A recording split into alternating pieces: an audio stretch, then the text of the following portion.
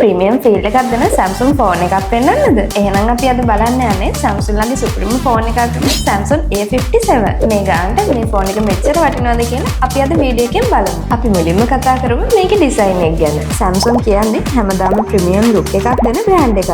ඉතින් A57 එකත් ඒ tradition එක දිගටම අරගෙන යනවා. ෆෝන් එක අතට ගත්ත ගමන් ප්‍රීමියම් ෆීල් එකක් දැනෙනවා. Samsung ෆෝන් වල ස්පෙෂල්ම දේ තමයි කැමරා එක. මෙයාගේ ෆොටෝස් වල කලර්ස් මාරම නැචරල්. පෝර්ට්‍රේට් ෆොටෝස් උත් මාරම ලස්සනයි.